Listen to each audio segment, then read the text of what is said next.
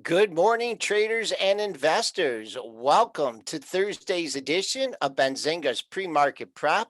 I'm your co-host, Joel Elconin, along with Dennis Dick. We have Spencer Israel on a much-needed vacation. We got a lot to cover in today's show. We're going to be dealing with a down open for the first time in a long time. We'll talk about some sector rotation and how long will it last? Crude, two-day move lower, moving away from that $43 level. Gold losing its luster. Tesla, there's a stake cut and the offering weighing on that issue today.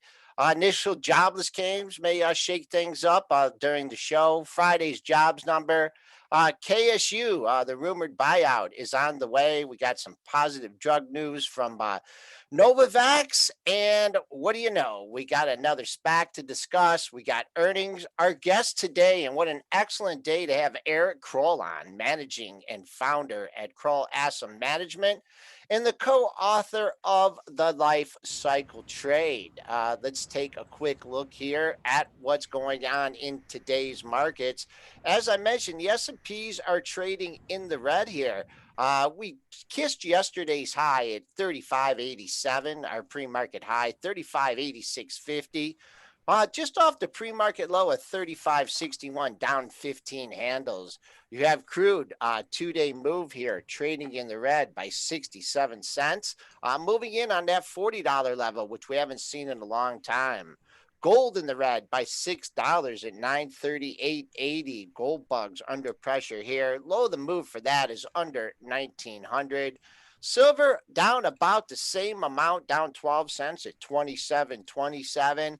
And Bitcoin down $215, moving in on 11,000 again at 11,245. Triple D, how you doing? What are you seeing out there in the after hours and pre-market trading? Rotation station continues here, and we're talking about doing some extra stuff, maybe looking at different types of shows and stuff. If we could do something, and we may do it eventually, where we do something else to talk about the action and the rotation, because the rotation all happened at 9:30, and it kind of sucks that obviously the show ends at 9 o'clock. And we're seeing a certain market at 9 o'clock. A lot of times everything changes at 9:30, and it all changed right on the opening tick. Pretty much yesterday. There was a lot of stocks that were trading higher, and a lot of those stocks opened at the exact high and went straight down. I mean, maybe no better example than DocuSign. It just got silly. And we talked about, eventually there being a pullback here in tech because it was getting silly.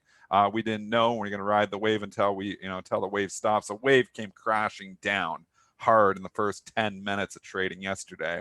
And that continues here this morning. So DocuSign, like we talked about, went from 215, opens up at 290, like $290.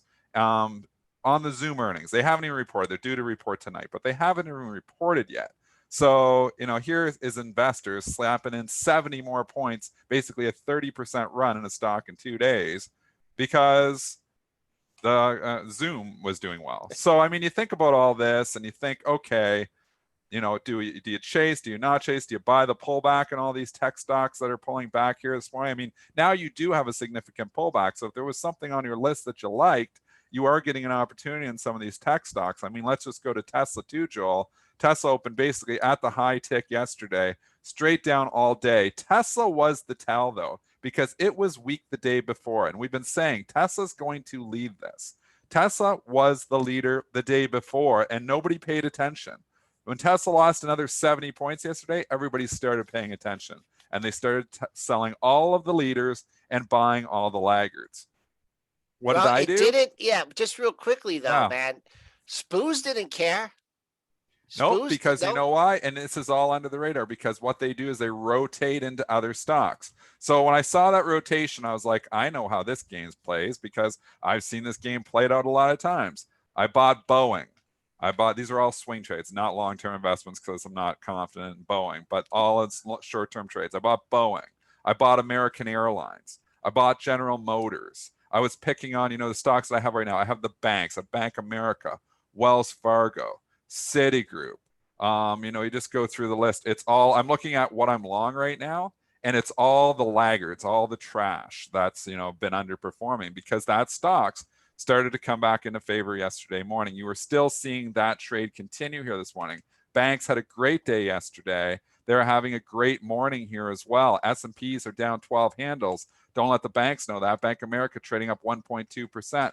Wells Fargo trading up in the green. Citigroup's trading up 0.58%. Full disclosure, I have all those long in the short-term day trading portfolio because the rotation was obvious yesterday, and it was following through last night, and it was likely to follow through today as well.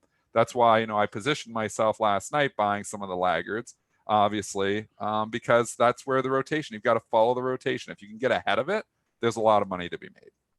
And I think a couple of other factors here before we get to some earnings. What do you got on Friday? What do you got later on today? What big note? What do you got on Friday, Dad? Triple D, you should know. What do we have Friday at Jobs, 8:30? Right, jobs.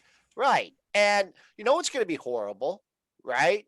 I mean, with everything that's going on, and so far the market's just like, well, it hasn't been as bad as expected, and the market rallied. So if there is an excuse to take some chips off the table, I think it would be, in today's session. You're 20 some points off the pre-market high, but, parking some money. Now, the big question remains is how bad is the jobs number going to be? How are the market actually going to react? And are they just renting these stocks? Are they renting Bank America for a day or two, or Citigroup? Or Yeah. one thing helping the banking sector, and we can cover this, I guess we could cover it right now. JP Morgan did get an upgrade from Deutsche Bank, so a little. And so did Bank of America. So did Bank of America. So there's some catalyst for those stocks. So and I think Triple D, I think this is one of your, really good qualities, and unfortunately I haven't picked up, is like when the market's going down, not everything's going down, right? And Not in this market. Not in this market. Correct. Only in March was that the case. Right. When we were in crisis mode, everything was going down in March. So not in this case. So yeah, so being able to identify that rotation.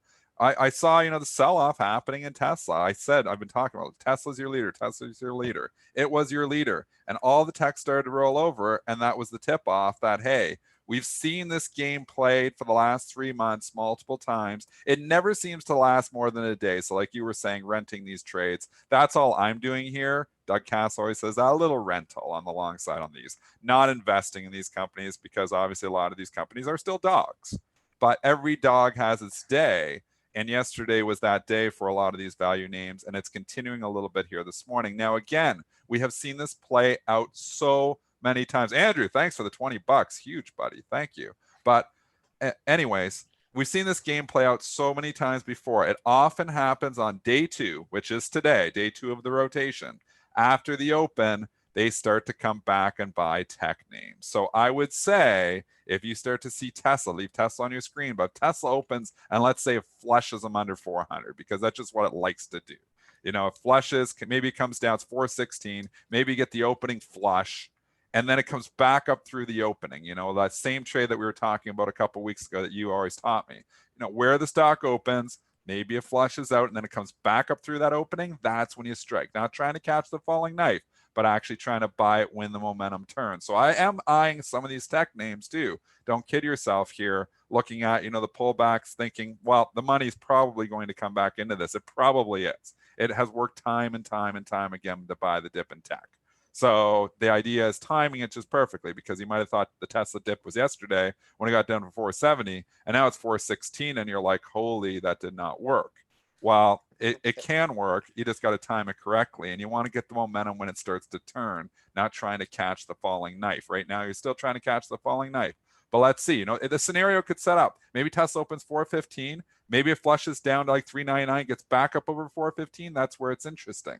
If it opens up 415, goes under 400 and keeps going down, you don't buy it. It's still falling. It's still a falling knife. Wait till you have the momentum on your side if you're eyeing some of these tech names. And I am eyeing some of these tech names, but I'm going to wait until the tech momentum starts to show some life, because right now it's blood in the streets for anybody who was chasing those stocks yesterday. And you're still above yesterday's low, which is 405.12. So you can keep an eye on that. Someone has a little opinion here at 410. This is only basis the 15-minute pre-market and after-hour chart. So, maybe someone, had a piece up at 440, 450. They said, I'm taking it off at 410. That 405.12, and then nothing really at 400. But if you're looking for another landing spot under 400, I would split the lows from the 24th and 25th at 85.5 and 93.60. So we can start figuring some retracements here. But I sure hope that discussion we had with Raz, I don't know if he's listening. I hope we talked about this stock yesterday. I hope he put his some words into action, What because stock was that? Tesla. Oh. He was getting a little nervous about it. Yeah, he was about it, talking about but hedging, and yeah, it's we've hard to talked do. about and we've talked about different ways to hedge your position. Sometimes there is ways, and I can discuss this on the show, of creating a synthetic short. And what that means is you're long a stock. Let's just say you're long Tesla, and Jason has been long Tesla since like $30. He doesn't want to sell and at 447 and take a huge capital gain that he's got to pay on. Obviously the whole thing is taxed. Same thing with my MasterCard. I've talked about that before. I bought MasterCard. I'm averaging at $11. It's 360. So if I sell that stock, the entire gain is going to be taxed. It's a huge gain. So if you're nervous about the market and you wanted to try to do the market timing, you can easily just buy puts to hedge yourself. You could also create what is called a synthetic short. And what a synthetic short is done with the options is you actually go to the strikes. So we could say Tesla closed at 447. Let's, it's 417, but let's not talk about the pre-market action. If you look at the option chain, and let's say you want to hedge yourself out to like November, I don't have it open in front of me. You would, if you want to create a synthetic short, what you do is you buy, you sell the call and you buy the put at the exact same strike price. And what that does is it creates you a synthetic short, because what will happen is you're long your stock. It's actually a net neutral position when you buy the call and sell the put the same strike, because it's and if you look in the option premiums should pretty much net themselves out. You'll have some spread to pay, and there's a little bit of slippage obviously within that spread, but that's what's called a synthetic short. And you can put that on temporarily to hedge yourself and not trigger the capital gain. But I mean, that's all market timing. So, obviously if you're timing it wrong, it's not going to help you. So, if you're doing it today and you're putting on your hedge today, I mean, this is the equivalent of selling the dip. So, we've always said buy the dip. So I think if you're trying to hedge your Tesla now, after it just fell 100 points, it's kind of a little bit late to the party. I mean, it depends. I mean, in reality, could this thing go back to 300? I don't know where it started out from its split run. I don't think it was quite at 300, but we'll see. There's always retracements. Nothing goes straight down. Nothing goes straight up. So we'll keep an eye on it. But that's very, very interesting observation A here. synthetic short is a neutral position. Once you own the stock, sell the call, buy the put, you are net neutral. So it's like not owning the stock. So it's like you sold the stock. So you won't be participating in it whatsoever. If the stock falls $50, your equity would fall 50, the options combo would rise 50. So it's a net neutral position. It's the only reason to ever do that is because you don't want to trigger the big capital gain. Okay, let's move on. We did have some earnings, and we had some earnings after the close. Let's start here with Rocket. Pre-announced that they are going to beat, and they did beat. Street estimates at 88 cents. Came in at $1.44. Holy, they make money. Making some money. Money. And the revenue estimates, Street was at 3.75. And they came in at 5.037 billion. Yeah. Now you're seeing red, Triple D. What's with that? Well, and this was already known, and that's what maybe the algos didn't account for, obviously, when they bought the stock up on the initial numbers, because we've talked about this. They pre-announced a couple of weeks ago. I talked about going long into the report because we know they're going to beat, because they already pre-announced it. So they're going to beat, unless all these analysts upped it for the pre-announced numbers. They're likely to beat here. So I actually did go long into the report. And I had the whole idea that I'm going to sell into the algo bounce right into the number, have my order out there waiting. So I bought the close at 31.31. I didn't even have to wait for the number. They bought this thing up to $33 before it reported. You can see the little black bar if you look last night. Before it actually reported. It reported about 5 minutes after the bell. I was able to get out of it 3 minutes after the bell at $32.70. So I made $1.40 You just did holding. it So it's like, again, huh? why even? I won't even bother taking it through the report. I'm like, I'll just sell it right now because I'm already up $1.40, and I was going for, that's what I was kind of going for, a quick pop in it because I anticipated that I was going to pop on the initial number. It did pop on the initial number. It stayed green for a little bit, but then it rolled over. And what the main thing is, it's tech has the sentiment turned yesterday. So they're reporting on the worst possible day. They were pounding everything on good earnings. It didn't matter. CrowdStrike will go to next, and they got pounded. So this report was excellent. The numbers were excellent. They're a victim of reporting on the wrong day because sentiment completely turned to Momo names, and this is a Momo name. Would I buy the pullback in Rocket? I think so. Again, I'm going to wait till it stops going down and turns. And we've seen this before. It seems like, when these companies have good earnings, they just don't bounce back immediately. You got some pain in there, but it's on the watch list. I don't know if I'm going to buy it on day one, but I would like to be back in Rocket. If you're buying at 28 and a quarter, do you make money eventually? Probably. But let's see where this, let's let the dust settle here. We just had impact. Things down 10%. Let's let the dust settle and see, if this thing can stop going down first before we get all excited and try to catch the falling knife. Yeah, we're down 10%, $3.09 and 28.22. I'll pass on technical comments on Rocket. Let's move on to CrowdStrike, and that is trading in the red too. This report, it was a beat as well. Street estimates were at a penny. They came to lose a penny. They made 3 cents. They did okay on revenue too. Estimates were at 188.5 million. They don't make nearly as much money as Rocket, some of these other companies. Revenue came in at 199 million, let's call it. And once again, the Zoom boost turned into a Zoom bust.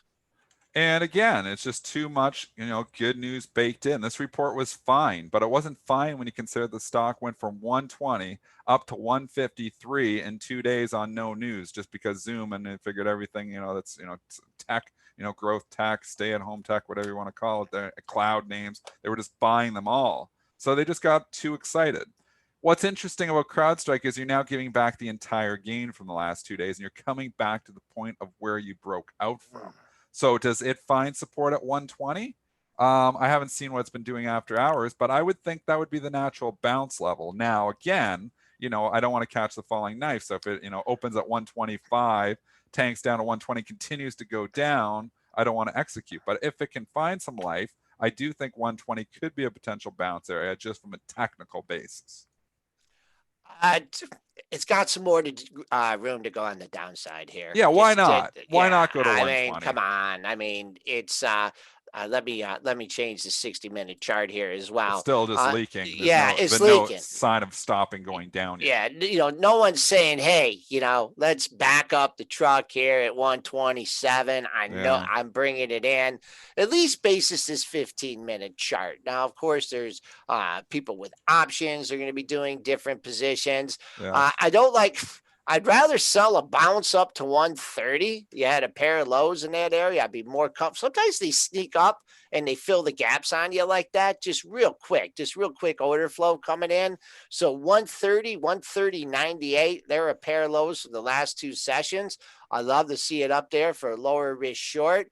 On the downside, you can always, jot down your pre-market low right before the bell, see if you get some follow through. But I'll give you a little bit more of an area here. 117.42 was the low in 120. So and with these $120 stocks on earnings days and stuff, you got to give yourself a little bit of room. But there's some preliminary numbers. Big old run up. I know it's just hard to be. Right now, I think you're basically catching a falling knife. And perhaps it's a dangerous game. Like I said, when I'm looking to buy the dip, I'm waiting till the momentum, you're trying to time it a little bit, not trying to catch them as they're going down, but trying to catch them when they're starting to turn. And a lot of times they don't turn on day one. And I still make that mistake. I mean, I bought that Alteryx when it was going down, and that was a big mistake, and it continued to go down the next day. Which one's that? AYX. But, it had the huge earnings fall, and I'm like, well, eventually this will come back in the favor. I'll just throw it in the long-term portfolio. It's probably going to come back eventually. But it fell for another 3 days. So I ended up buying at like 115, and the stock ended up going down to like 10, what was the low? Like 106. So, and then it eventually started to turn and showed some life, and it's up a little bit here now.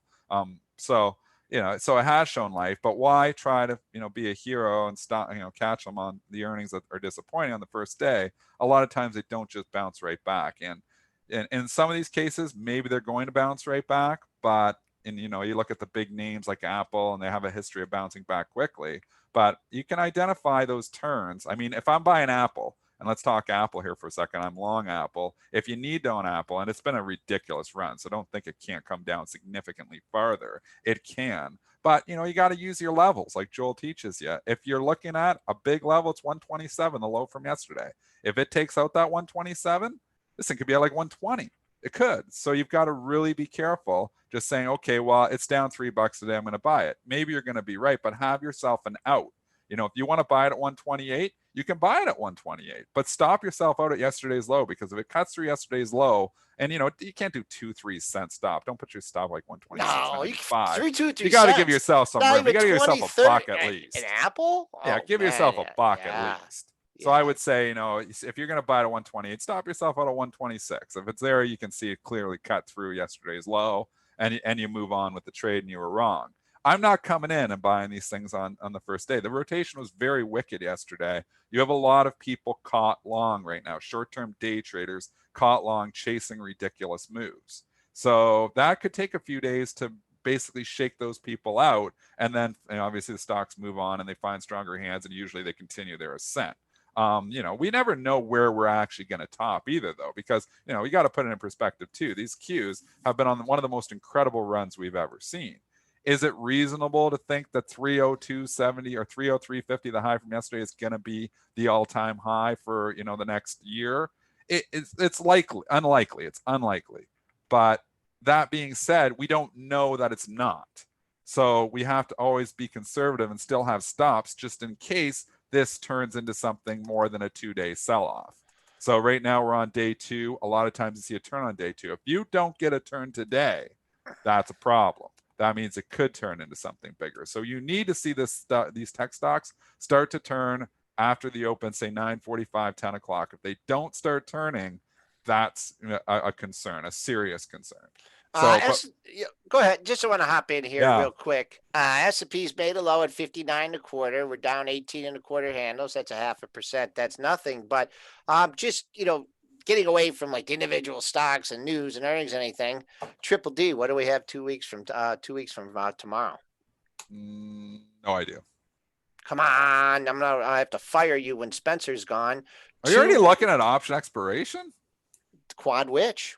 Oh, the quad. The quad. We still call it triple witch, though. Okay, the triple witch. We don't like like those single stock futures. Yeah.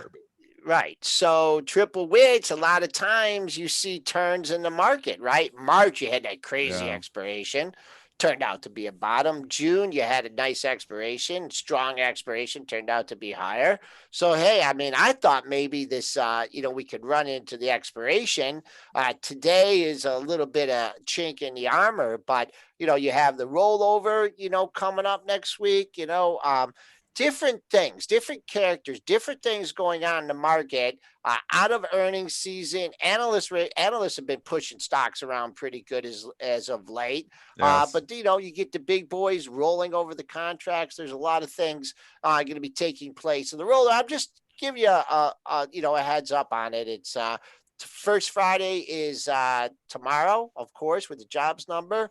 The rollover, takes place on the preceding Wednesday. So you got another week for the rollover and then the expiration. So let's just keep that in mind. Let's keep going here, though, on the earnings bonanza here. And let's go with Cloudera. And if you think about it, this stock with this name in this sector should be $430, right? The cloud stock, Cloudera, it's in the name. It has been an absolute dog for years. This stock has not performed. I mean, you look, and really since even the IPO, you can go back to, or whatever it was, $23.35 the highs. You think about how many tech names, and how many cloud names have just been rolling up to all-time highs. And here's a stock that is 50% off for still from its all-time high. There's a lot of pain in this. Anybody who's thought this stock was going to come back, it always finds a way not to come back. I mean, if you bought in the last 3-4 months, yes, you're making money. You're making money in anything you bought in the last 3-4 months. I don't care what the hell you bought. If your stock isn't up in the last if you bought something in March or April and it's not up, you're in a real dog, because this whole entire market is up since then. So Cloudera has been a beneficiary of an up tape. It's not like this huge, I don't think, turnaround story here, though. And I don't think this is the cloud name that's going to take over the cloud. So in any regards here, Cloudera, give us the numbers here, Joel. We do a quick text. And just watch that. They did the old try and sell myself trick too. Remember that? They did that, I think, when they got a pop. I can't remember when that was, but maybe when it hit, oh, we're going to sell ourselves, and then no one wants to buy it, and then it goes back down. But they had a beat. Street was looking for 6 cents. They came in at 10 cents, so that's good. They beat on revenues too. The street was looking for 208 million. They came in at 214.3 million. Someone got a little bit excited here. That actually, when I switch to the futures, I lose my my pre-market trading. But let's go to that. You got a little pop. Wow. Really not much of a pop. You got up to 1350. I don't know. Maybe wait for $12 here. I don't know. The stock just seems to be the real major support is between 11 and 1150. I don't know if it has the gas to get here today, but overall, just not a good performer. No, ugly tape yesterday too. Like I said, it's been benefiting from an up tape here in tech, and obviously that came off yesterday. Does it find support down at 11 eventually? 11 is a huge, major, super duper extra support, as Joel would say. $11 is where I might think you'd naturally bounce, but obviously it's a long ways away from there. All right, let's stick in this this arena with MongoDB, right? And the symbol on that one is MDB. Yeah. Another Momo name. Yep. It's holding up. Good news, kind of. Yep. And let me give you the report here. 4 months, they did get a spike to 270. They lost less money than expected. The street thought they were going to lose 39 cents. They lost 22 cents, so that's good. 17-cent beat. And they beat on revenues by almost 12 million. The street was at 126.77 million, and revenues came in at 138 million. I'm looking, this company has increased revenues every time since its IPO here in 2017. Once again, a beneficiary of the Zoom, correct? Yeah, I would say like it was benefiting just from everything going up 2 days ago. Anything, that basically had any type of growth to it has been going up. The growth names were just hot. So you turned yesterday with the rest of the turn in growth. And now you get a reversal here on the earnings. But like you said, it's already leaked a lot of the earnings gains away, which is concerning. I will say if this can't get up and make a new all-time high over 258, then I'd be concerned. I'm not chasing anything in this tape, any growth name up $7 though. So not interested in buying it up here. And you did get a spike to 270. Someone got real excited on the buy key. And it was actually not just a spike. They bought it up on pretty decent volume to 270 and then the old rug pull. So you do have some overhead supply here. And that's why Triple D brings in that high from yesterday. Your daily high comes in at 258.05. That would be the all-time high. And just keeping it relevant here. If you're worried about downside here, the low from yesterday was 38.50. Your close was right there too at 39.53. So that's that's $10 away, but it loses that. And we could be looking at the lower 220 handle. Just looking, what else did we have? We'll do one more of the PM earnings here. And retail, we have 5 below here. That's trading up quite a bit. That's a new all-time high for 5 below. Let me get the report for you here as we speak. Retail, either you're doing good or you're doing bad. Looks like 5 below is doing good. They had an earnings. Well, I'm not seeing an Yes, I'm not seeing an estimate. They made 53 cents. They beat on revenues. Estimate was 405.83 million. They came in at 426 million. Nice pop on this one. Triple D, you're not chasing this one either, I assume. Yeah, but one thing you got to consider, this is not growth tech. So this is, $5 stores, $1 stores, they're running their own animal. This is a little bit more of a value play. I'd classify it into that anyways. It hasn't run. So this isn't one that's like got a whole bunch of fluff to give back. This has been consolidating for a long time. And it's a gap up. So it's a completely different story. I don't chase anything trading it up $8. But this is one I'd be more inclined to buy a pullback. You got a weak market here. If this starts to pull back and say get back to like the 120 area here today, maybe it's a turnaround after that. So I'd be more inclined to chase something like this as opposed to some of these names that got killed yesterday and are just having a snapback rally on an okay report. So this is good numbers. Stock's looking okay in the pre-market. We'll take a look at the I'd be a technicals buyer real of a quick. pullback on it. Okay, real quick look at the technicals in this in 1 second. And initial jobless claims come in at 881,000 versus estimates of 950,000. That news is just breaking as we speak, so not bad. S&P's getting a little bit of a lift here. But nothing to take even near mid-range or even near the close. But they're liking what they see in the jobless claims. Let's move over to Five Below. This is a thinner stock making a new all-time high. Let me go to the pre-market trading to see if we can get any relevant levels. Just hanging out here, 125.25. Bulls and Bears are squaring off here. That's considerably above the all-time high. So for me, it holds 125.25. I wouldn't want to be long it. Looking for the top of yesterday's range. And if you're looking for a nice juicy target on the upside, especially if you went crazy and bought the 130 calls, the pre-market high stands at 131.50. That's not a new all-time high though, folks. New all-time high for Five Below, as you can see looking here, is over 140. So let's go to the SPAC of the day. SPAC Move away of the from day. earnings. Okay, the SPAC of the day is KCAC, and this is going to become, what's the name of this company? I had it in front of me. You had it, you told me. Yeah, I had it open and I didn't write it down. It's a Volkswagen-backed EV play, so I'm trying to just find. Jeez. So we'll go KCAC and Volkswagen. Former Kensington. Kensington, yeah, is the... We are turning we're going to turn into a SPAC, and we're just going to concentrate on electric vehicles. QuantumScape. QuantumScape, the Volkswagen-backed electric vehicle company, is merging with SPAC KCAC. So if you see this stock, it is trading up 47% here this morning. This SPAC obviously had been doing nothing before that, so nobody really had much of an inkling on this one, and boom.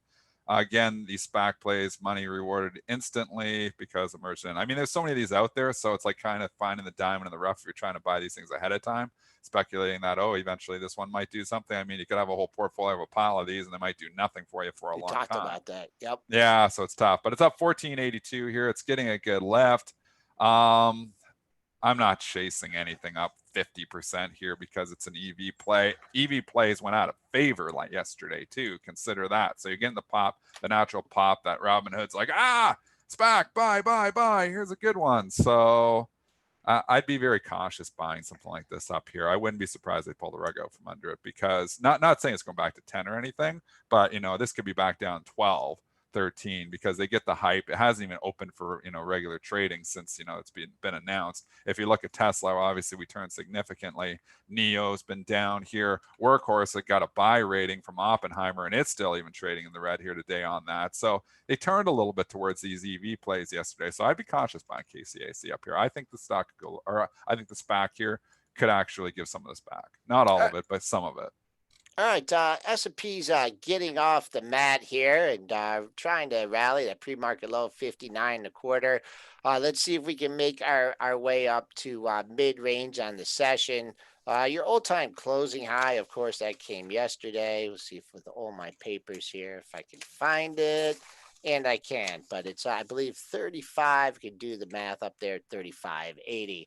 All right, folks, 8:35 here, and let me bring in our guest here, and Hopefully I can bring them in correctly. And we are now promoting Eric Krull to a panelist. Eric is a manager and founder at Krull Asset Management. He is the co-author of the Life Cycle Trade 2018.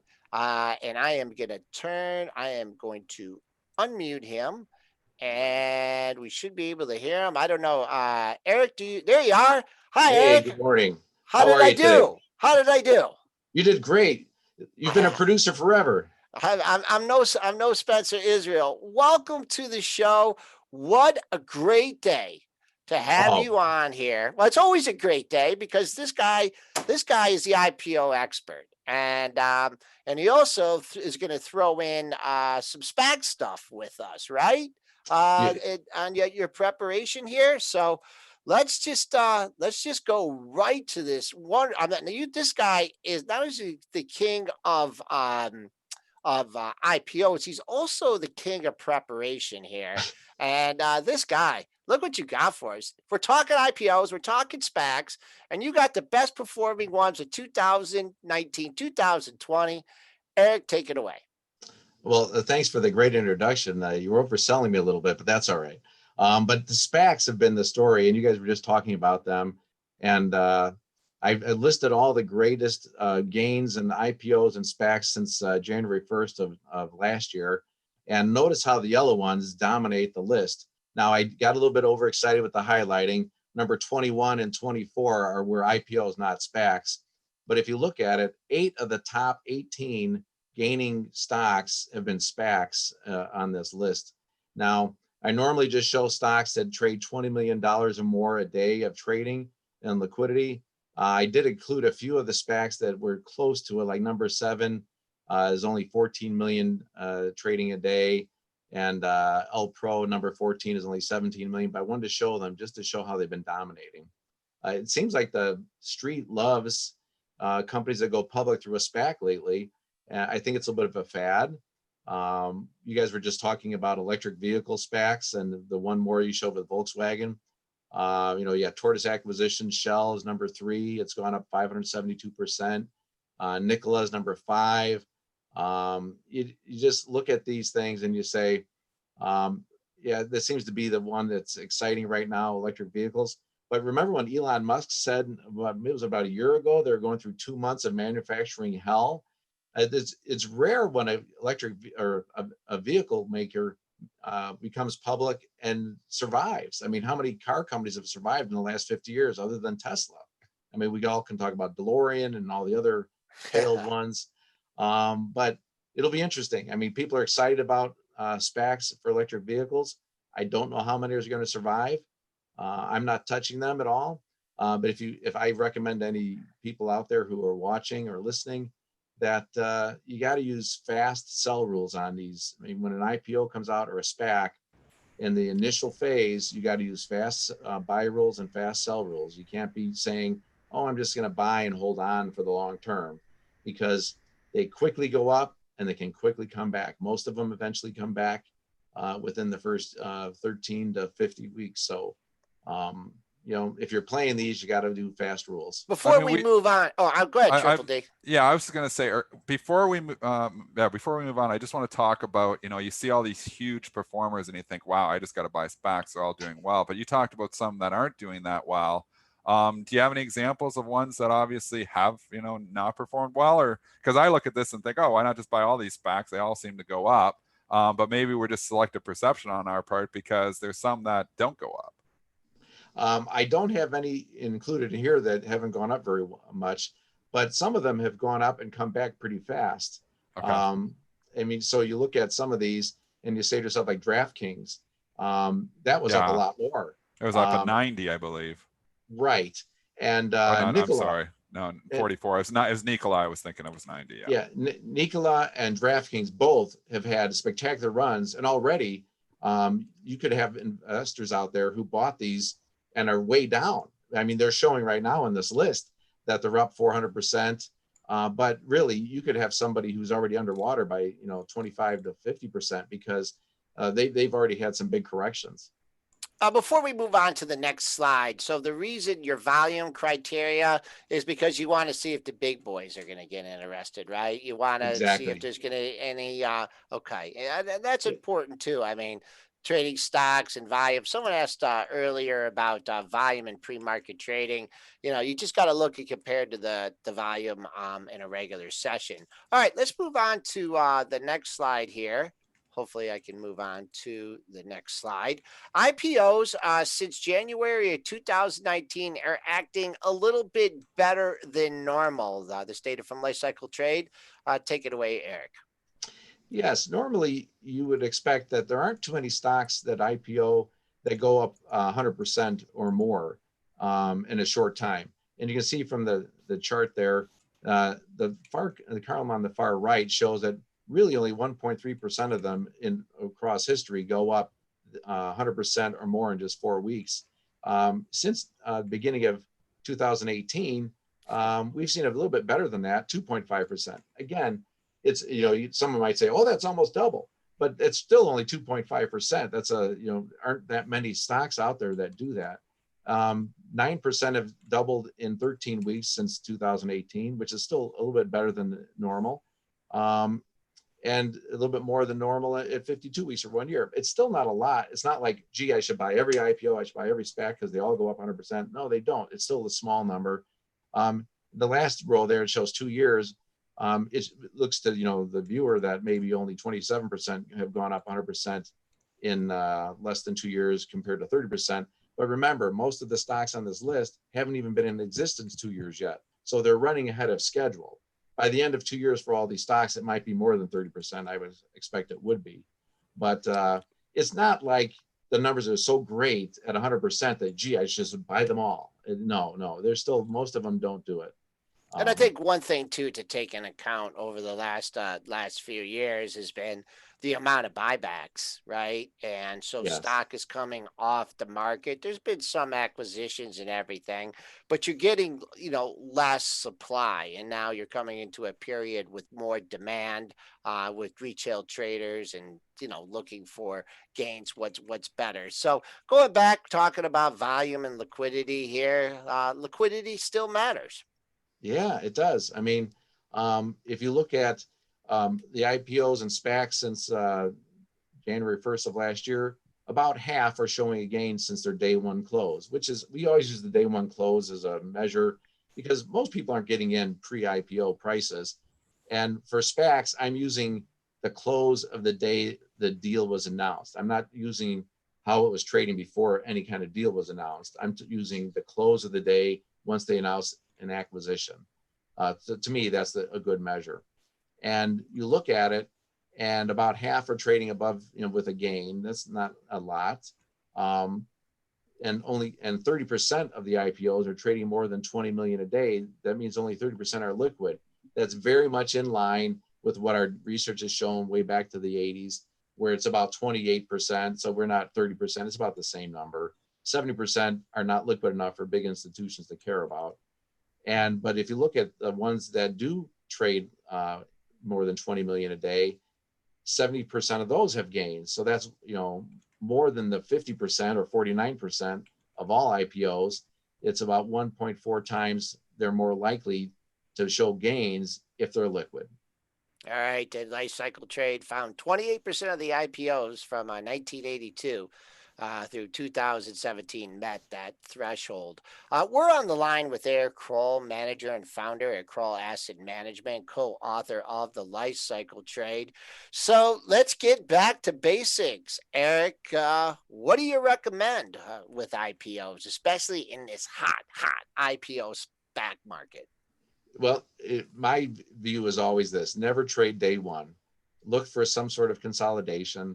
And then after they get a consolidation, it may be as short as 3 weeks, maybe in some cases only as short as 7 to 10 days. If they form some sort of consolidation and break out with heavy volume, then you can buy. Now you're being aggressive. It's a fast rule, and you have to use fast rules to sell because they can come back pretty quickly.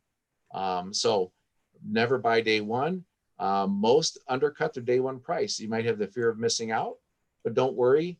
Like I showed here, 90% eventually undercut their, well, 90% of the recent ones have undercut their day one low. And a lot of those did that during the Corona panic, the panic that we the had different February and March. circumstances. But we're going to show one next where it hasn't Here we undercut go. yet. This is what everyone has been waiting for. There you go. Yeah, from the home of the Motor City, a recent IPO earnings today. What are you looking at, Eric? Well, I think Rocket shares the same office building as you guys. Is that right? That is correct. Yep. So Campus, beautiful campus, Marsh's Park. Haven't been there in a while, but beautiful building in downtown Detroit. Well, I like this company because they are trying to, they've changed the mortgage process, and we've all had mortgages in the past. The stacks of paper, the numbers of times you have to sign something, it's just ridiculous. And what used to be 60 days from the time you made an offer to the time you closed, these guys are streamlining the process. Thank God they're making it digital. I'm all in favor of the process going much faster and much more without the paper going back and forth. So I'm a fan of theirs. And look at their stock, how it's done. They debuted. They had a nice pop on day one. They went up one more day. Then they had a nice correction, and look at the lower volume at the bottom there. And then after the low volume correction, they started to come up. They broke through the top. You want to see the higher volume gain and the breakthrough. You could have bought it there, and it's gone up since. Now, I saw today pre-market, it's coming back a little bit. It's putting it back in the range of where this little sideways correction was, or sideways consolidation of a week ago.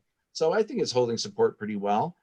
But notice how the pattern on the left looks very similar to one on the right. What's the one on the right? Yeah, man, that's a $64,000 question. This. Come on. I'm waiting for this. I thought you guys might recognize Google or Alphabet. Oh, is that Google?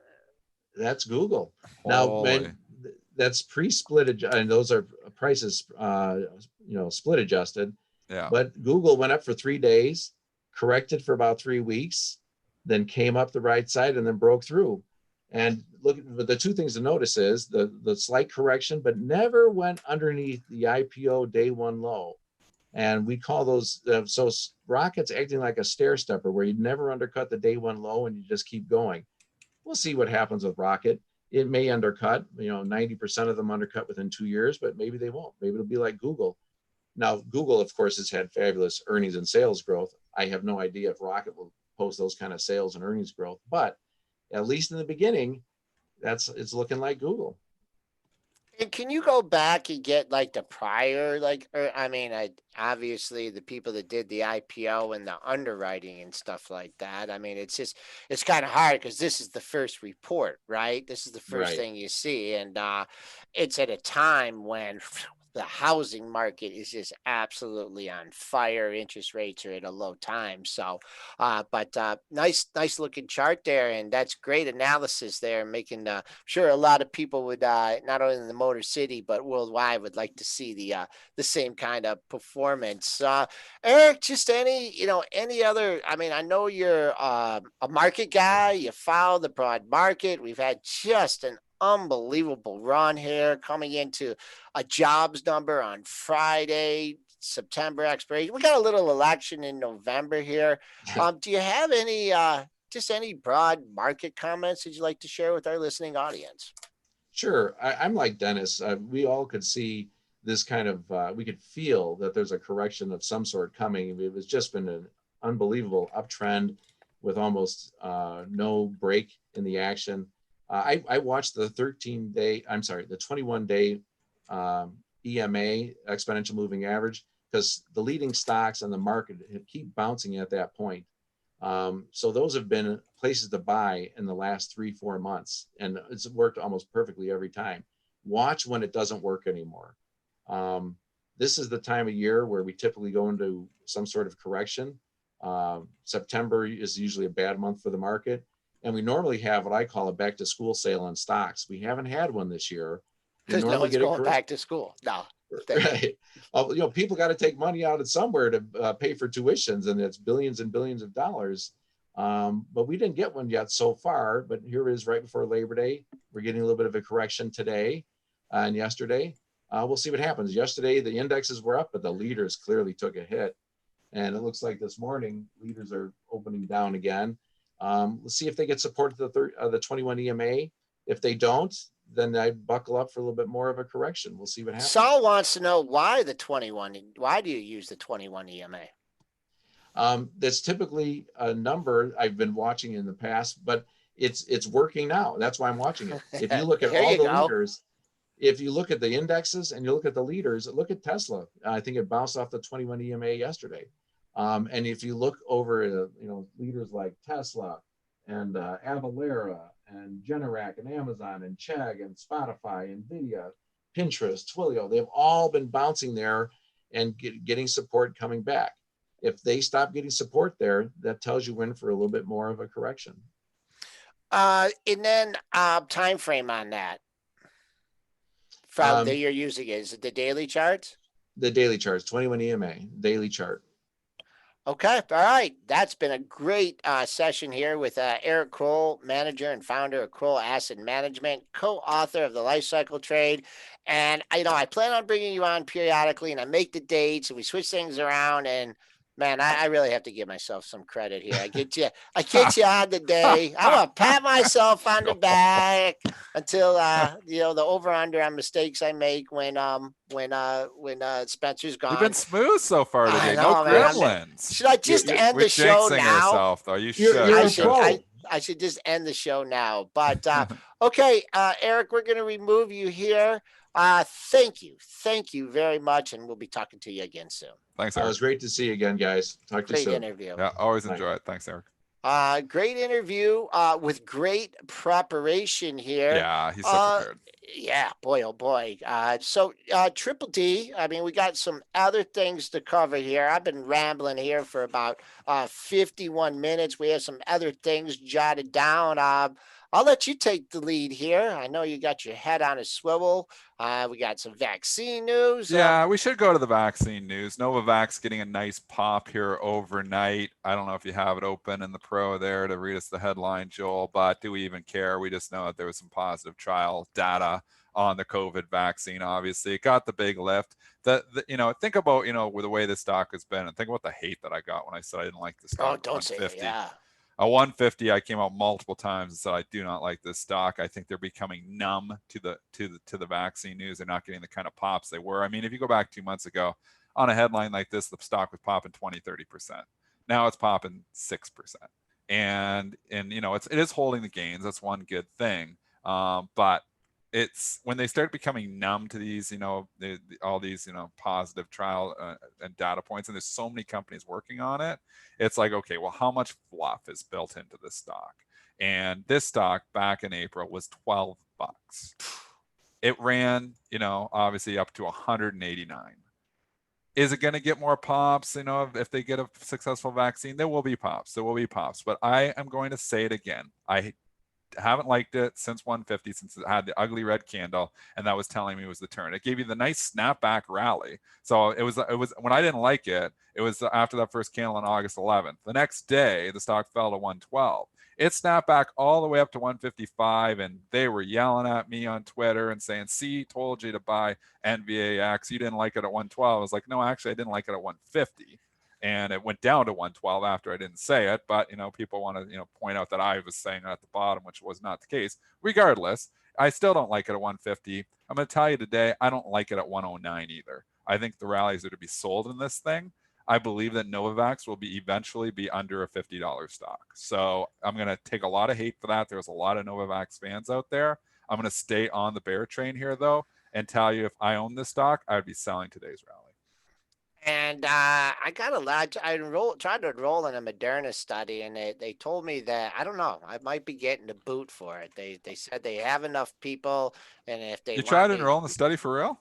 Yeah, yep. And so did you were Lisa. Gonna pump that, on the vaccine that is still in trial stages into your body. You got to do something, man. You got to help. Look at you, Joel, humanitarian right here.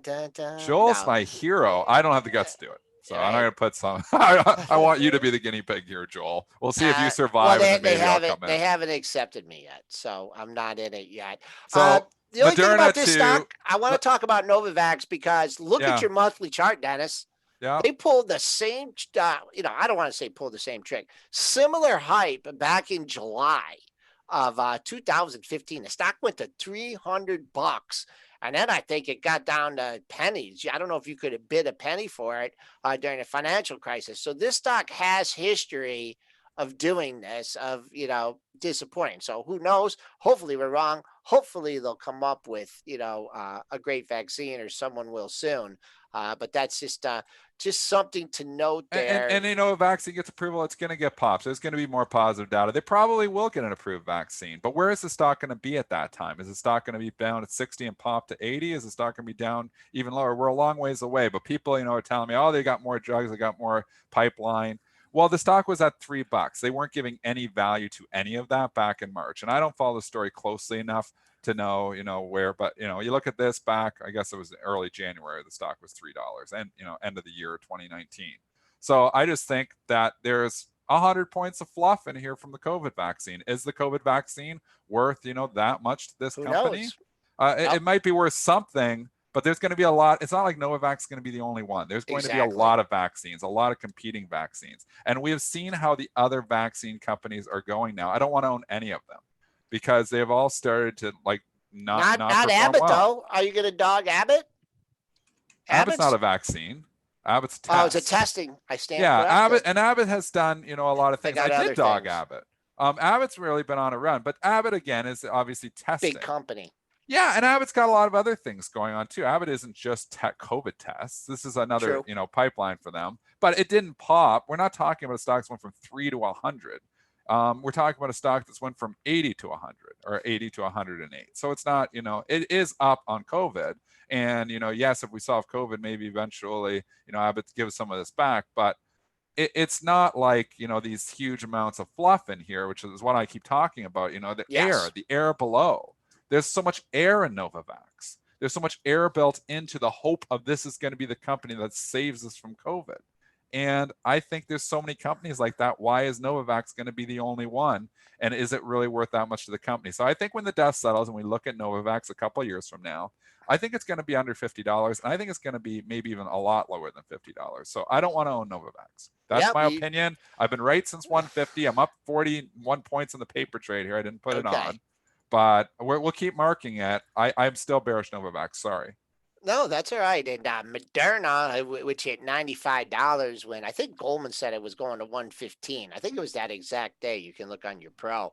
That's just hanging out at the low of the move. Yeah. It just hanging out it's support until it's broken. The actual news on Novavax trading higher if the company announced the publication of phase 1 data from its phase 1/2 trial of COVID-19 vaccine candidate. So that's what's moving. Let's move on to Kansas State University or Kennesaw State University.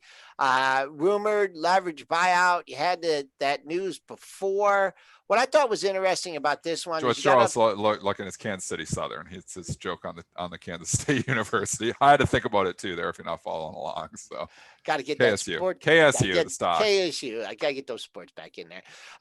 It hit that all-time high on the, that had the surge, and then it hung out and it went up to 195 and change. Yesterday, it did even better than that. I believe it got up over 198. Just hanging out here. It rumored at 160. It goes to 190. Is the deal going to be at 205, 210? Is the deal going to be at 190? Or is there even going to be a deal? No. I think what we've seen over the past, and I'm going back to maybe the Monsanto deal, right? Man, I think Monsanto hit like some of its highest price on that initial announcement. So who knows what's going to happen? You're back up here again. Rumors are rumors until they're substantiated. It's a headline stock right now. It's going to trade off headlines. Let's do 5 minutes. We'll go over time, do 5 minutes of tickers because we haven't done a lot of tickers from the chat here. Obviously, we've had a guest. We've had, other stocks that, everybody wants to talk about. Let's go to Overstock. We got Ken Hall asking about Overstock, OSTK. The stock has been straight down for quite a while here now. Obviously, this was a stock this was the stock $2 back in March to $128. I think it's safe to say now, the high is the all-time high forever in. You can never say that. Maybe the story gets hot again, but the story has significantly cooled off. Every time you think it's Wow. going to bounce, it bounces a little bit and then it finds more sellers. So again, you do not want to see this undercut the low of the move so far, which is 78.56. It hasn't stopped going down yet. I don't think you need to be a hero because I don't think this is going to bounce right back overnight. Could this pop to 85? Yeah, but I think it back and fit back, you know, what you say back and fill, where, you know, the stock goes up to 85 and comes back to 83, 84, 82, and it gives you a second chance. So I don't want to be in this until at least we get some type of a nice green candle. And we haven't had a nice green candle since the stock topped out way back on August the 19th. Yeah, and you know what's interesting on this one? I can remember that initial gap and go. The thing, I mean, it's had some other ones in here. And this was back on, I don't know if it was a pre-announcement or whatever. He had a close at 60.74 with a high 61.94 in that session. The next day's low, 64.16. So you have it void in price. Are we going down to $62 to fill that gap? I don't know. I don't know, but I mean, at this point, we're still getting pretty good volume here on the sells. The initial day that it plunged, it had really doubled the average volume. The volume's still pretty good, so people are still getting out of the pool. You know, wait for a double bottom, or maybe wait for the volume to, you know, come down a little bit. You could get a couple days of consolidation. Because I don't think anyone's going to be any analysts are going to be coming out to rescue this one. So 78 pre-market low. What's the next one? Let's go MAXR. Stock Journey Tips is chanting MAXR in the chat. Okay. I traded this, I believe, a couple days ago. I think there was an insider buy. You know, it's funny. I do so many things, I forget about what I'm even trading. But yes, we did have a small insider buy on this a couple days ago. Very small, 3,000 shares. But sometimes these things show some life off of it. This was Tuesday night. And obviously in yesterday's session, it did show life off of this because the stock popped significantly there. So I can't even remember where I traded this, but I must have bought it the night before and sold it into the pop, which I probably did. I don't have it now, so it was an overnight trade. But you know, you got to watch those insider buys. Sometimes there's some opportunities there, and that's a reason. Now it is pulling back here this morning. Obviously, the overall market, tech rec, not helping it. It's a kind of stock that I don't mind to pull back on this. I don't follow the company fundamentally, so I can't comment on that. But you know, had a nice green candle yesterday. I'd say if you could get it, you're near, you know, somewhere in the realm of the 24 handle, 20, somewhere in the low 25s, even maybe you take a shot on this one. But it looks a lot better than a lot of other charts out there. I'm bummed. I had this the retracement thing. I had the drawing tools going. I'm having a little bit of a personal retracement here because I can't. I haven't been doing good drawing up the retracements. But we're rolling over here, Joel, too. Yeah, again on the S&Ps. Yeah. I mean, Tesla's rolling over too. Just anyways, 22 to 28. That's a 6-point range, 25 trading down. You had a little bit of a bounce. Figure your exact 50% retracement. 26 looks like resistance here. So on when you get these kind of moves up and then you get a power move down, you want to make sure that it gets back, holds at 50% for a couple days, and then powers up to 28. But I don't know. Based on it being down 90 cents here, it looks like a little dead cat bounce. I'm not seeing any news, Dennis. Did you get any sell imbalances here that might be swaying things? It's mixed. No, not really. I think they're just, you know, they're digesting here. They're seeing the wreck and tech, and they're coming in here a little bit too. I mean, Tesla's on the screen. It's spooking everybody when it's on the CNBC screen, and they're talking about the stock, you know, the stake cut right now, and stock is hit pretty hard here this morning. To keep going tickers. Let's just grab one, Joel. I've been grabbing them all. Let's see here. Okay, you're too slow. Marvel, MRVL, David. You're running the show tomorrow. Look at me pick on Joel. Yeah. All I have to do is read the chat and just talk. Joel's running the charts, running the background, doing all the other things. Sweating. I never sweat when I do the show. I give him no breaks. So anyway, Marvel, MRVL, it's been an unbelievable. I'll even do the stock for you. This has been an unbelievable stock, unbelievable performer. I wanted to own this stock. I did own it once. Mad at myself that I sold it. And obviously the stock continues to outperform. I think I talked about it a week ago, saying when somebody asked around $35 and I said I like the stock, it's 41 now. So I wish I would have bought it. Obviously 5G play here as well with MRVL. So it's been a good one. I like pullbacks on Marvel. $39. That's what you all got to think about in this one. Parallels 38.87, 39.11 from the last two sessions. You're still $1.50 off that. Also, always a good number for me. I'm not so much, well, the closing price and the all-time closing high right there, 41.19, 41.34. All right, one more triple D, and then we got to call it a day. Let's Which go one do you- grab BJ. Eric's been asking about BJ a lot here. So let's go ask Okay. BJ's wholesale. Oh, it's rolling over. Sorry, Eric. I'm not a fan here. This has obviously had a nice trend here. It's testing trend, but starting to look a little bit heavy to me. A little So tired, huh? it's had such a run too from the bottom, like $18 up to 43. I think it's got some more cooling off to do. Everyone's shopping at Walmart, so I don't know. Oh, why apparently. Yeah. Costco too. We didn't even get to Costco. Good numbers. Good August sales. Let's see here. It looks like you got a pair of lows just around 42. So I think I'd be under 42, a little protective stop. I think this popped off earnings, I think, or was it all over the place? I can't remember. Just as you can tell, the big boys were working out at here at 47 and a half. So where are they going to, it's a New York stock. These big boys will probably be bringing their offers down. Keep a look at your book and see where they're actually coming down to. We did get a little breakdown to 57 and a quarter, back up at 62 and a quarter. I don't know, maybe some little bit of selling bounces, a little 9 o'clock sell signal there or something. But anyways, we're down 17 and a half handles. Dennis, you got anything that I'm just going to say Spencer Israel does every day. Mitch is telling us we need to see what's going on with the likes. We only have 239. We got to get that over 300. We can't have a show without 300 likes. So help us out here, folks. Let's get some likes on there. I'm going to like my show as well. I just liked it too. I made the 240. I liked myself. So it's 242. So let's get those likes up a little bit. Thank you very much for listening. I'll let you close it up because I'm not the closer here, Joel. Okay. And actually that whole time I didn't have my charts up. I wish someone would have told me that. Okay. Mitch is we got to read the Where's Slack. Mitch? Yeah, he's where's in the Mitch? Slack. Read the Slack. The chart wasn't Oh, up. yeah. Like I had a chance to have my Slack open on You this. gotta have the Slack open too. Jesus, You gotta learn to multitask. What we need from you, we need you to run the show flawlessly, read the chat, do all the charts, do your technical analysis, and not complain. And try to do a few trades in the interim. Well. And try to do a few trades in the interim. That's easy. Well, obviously. And read Slack. Obviously, all the information, material, and or content contained in this program is for informational purposes only. Investing in stocks, options, and futures is risky and not suitable for all investors.